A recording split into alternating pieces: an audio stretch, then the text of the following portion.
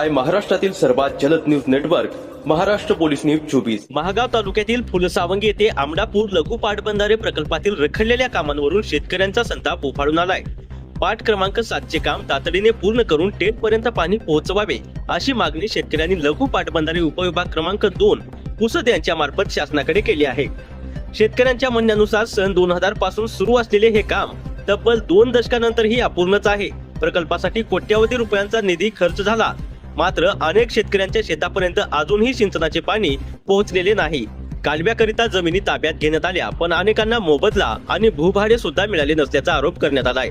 महागाव आणि उमरखेड हे आत्महत्याग्रस्त तालुके असून सिंचनाच्या अभावामुळे शेतकरी आर्थिक संकटात सापडल्याचे निवेदनात नमूद करण्यात आले। काही लोकांनी खोट्या सहाय्यांच्या आधारे प्रशासनाची दिशाभूल केल्याचा आरोपही शेतकऱ्यांनी केलाय। बहुतांश शेतकरी कालव्याच्या कामाच्या समर्थनात असून टेल पर्यंत पाणी पोहोचवावे अशी त्यांची मागणी आहे। सन 2026-27च्या रब्बी हंगामापूर्वी काम पूर्ण करून पाणी पुरवठा करण्यात आला नाही तर सर्व लाभधारक शेतकऱ्यांना सोबत घेऊन तीव्र जनआंदोलन छेडण्याचा इशारा शेतकऱ्यांनी दिला आहे। यावेळी भगीरथ नाईक, कुणाल नाईक, सुशीला हरिभाऊ कोरटकर, सरस्वती मधुकर पांढरे, दत्ता मोरे, अजय देशपांडे यांच्यासह अनेक शेतकरी उपस्थित होते। तसेच सिंचन विभागाचे अभियंता लोणकर, पोलीस निरीक्षक निळे साहेब, बीड जमादार सुहास कायटे, मुखडे आणि पोलीस कर्मचारी यांच्या उपस्थितीत निवेदन देण्यात आले। महाराष्ट्र पोलीस न्यूज 24 साठी महागाव प्रतिनिधी श्याम शिंदे।